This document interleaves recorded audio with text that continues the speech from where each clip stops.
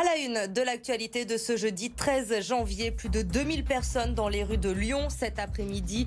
36% de grévistes dans le premier degré selon le rectorat. Enseignants, directeurs d'école, mais aussi AESH et parents d'élèves se sont mobilisés aujourd'hui. Ils demandent plus de considération et un protocole sanitaire plus clair.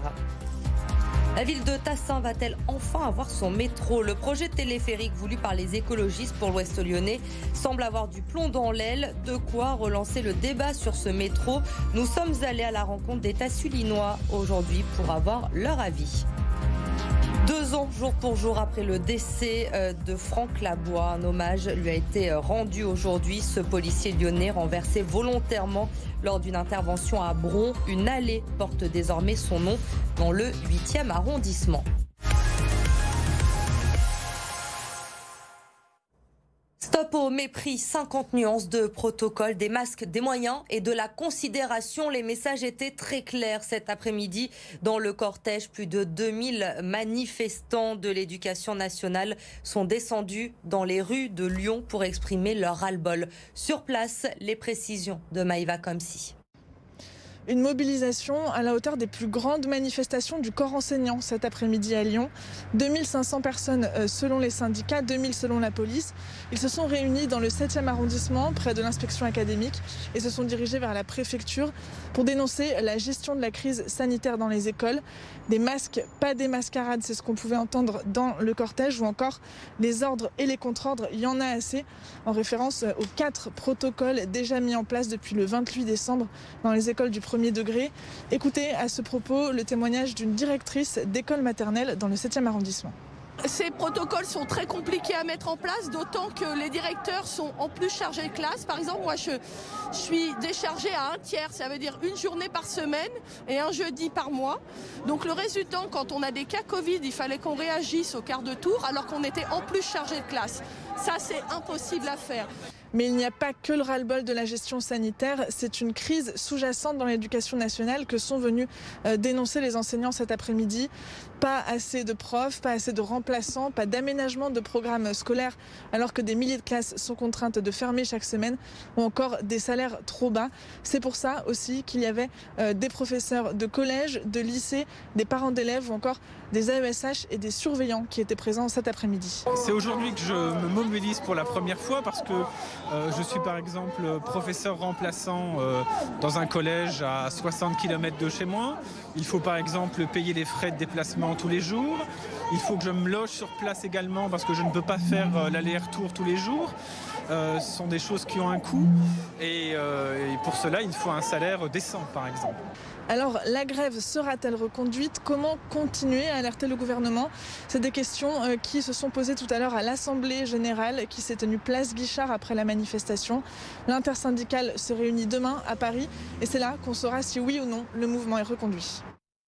La garde à vue de l'entrepreneur lyonnais a été levée en fin d'après-midi dans le cadre de la tuerie de Chevaline. Aucune charge n'a été retenue contre cet homme de 57 ans, un motard adepte de parapente qui avait déjà été entendu par les enquêteurs il y a 6 ans. La tuerie de Chevaline, je vous rappelle, c'est ce quadruple meurtre d'une famille anglaise et d'un cycliste au Savoyard sur les hauteurs du lac d'Annecy en septembre 2012.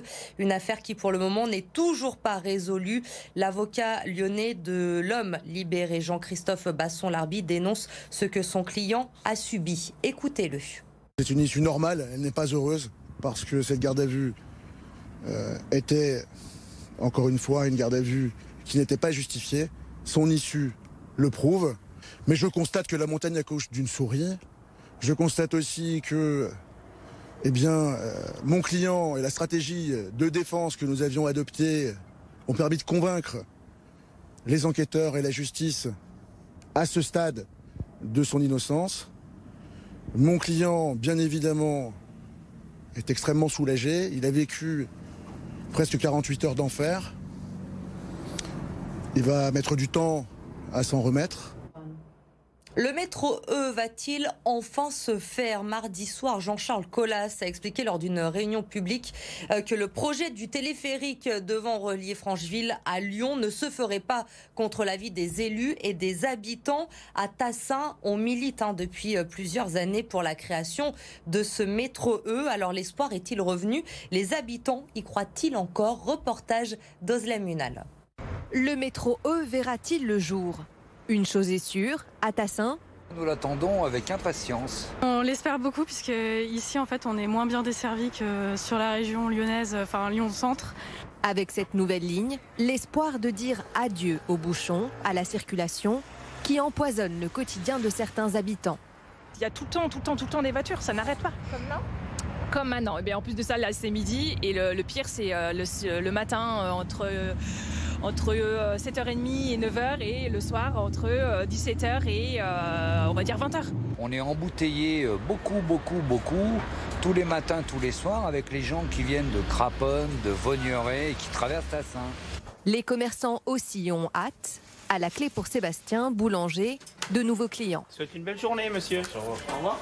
Ça va apporter énormément d'habitants sur Tassin. Pour la ville, l'enjeu est de taille. Ce projet serait bénéfique pour tout l'ouest lyonnais. Il va permettre, pas seulement aux Tassillinois, mais à l'ensemble des habitants de l'ouest lyonnais, de se déplacer rapidement en centre-ville de Lyon, où on sait qu'on a un bassin d'emploi très très important. Aujourd'hui, les chiffres minimums du Citral, c'est plus de 100 000 voyages jour. Ça suffit largement pour justifier un projet de métro E. Le téléphérique, pour l'heure dans l'impasse, semble être de bon augure pour le métro E. Si la métropole donne son feu vert, il faudra attendre au moins 20 ans pour que les rames arrivent enfin à Tassin. En bref, un épisode de pollution de l'air est en cours dans la métropole et le département du Rhône. Le préfet a donc activé le niveau information recommandation. Il est conseillé de privilégier les transports en commun, le covoiturage et d'abaisser sa vitesse de circulation. Pour le moment, ce ne sont que des recommandations, pas de mesures restrictives prises par la préfecture. C'était il y a 2 ans, jour pour jour, Franck Labois, un policier de 45 ans, était tué lors d'une intervention à Bron, renversé volontairement par une voiture. Un hommage lui a été rendu à la mi-journée. Une allée dans le 8e arrondissement de Lyon porte désormais son nom. Sur place, Lucine Olorgue. Le maire de Lyon, Grégory Doucet, et le préfet de région, Pascal Mayos, ont dévoilé la plaque de l'allée Franck Labois. Cette allée, elle se situe juste devant les locaux de la sûreté départementale, le siège du GAO, le groupe d'appui opérationnel dans lequel officiait Franck Labois. Des membres de sa famille, ses anciens collègues ainsi que de nombreux policiers étaient présents pour saluer sa mémoire et commémorer ce tragique accident. Pascal Mayos, le préfet de région, lui a rendu hommage. Il s'est confié à notre micro. Je vous propose de l'écouter. Eh bien, le fait de lire son nom, de lire son âge, de lire le motif finalement qui justifie qu'on ait donné ce nom à cet endroit-là, eh bien c'est une trace pour le futur. Et je pense que ça c'est une bonne façon aussi de marquer dans les esprits, au-delà de ce qui peut être dans les cœurs, la trace d'un homme et au-delà d'un homme finalement l'engagement d'une unité et des policiers dans leur ensemble. Franck Labois avait succombé à ses blessures le 13 janvier 2020. Il avait été renversé par un fourgon lors d'une intervention. Cette nuit-là, il s'apprêtait à interpeller l'auteur d'un vol de marchandises à la sortie du périphérique au niveau de Bron. Une fois immobilisé, le véhicule avait finalement reculé et en prenant la fuite avait renversé Franck Labois. Aujourd'hui, le conducteur de ce fourgon est en prison. Il a été interpellé peu de temps après les faits. Il attend son jugement. On ne sait toujours pas combien de spectateurs pourront assister au derby la semaine prochaine au Groupama Stadium, mais une chose est sûre, il n'y aura pas de supporters stéphanois en tribune. Sans surprise, le préfet a pris un arrêté pour interdire leur déplacement, une interdiction en vigueur entre 8h et minuit vendredi prochain. En ce qui concerne la jauge, l'OL ne désespère pas de pouvoir accueillir un peu plus de 30 000 personnes si les jauges proportionnelles sont votées, bien sûr, d'ici là.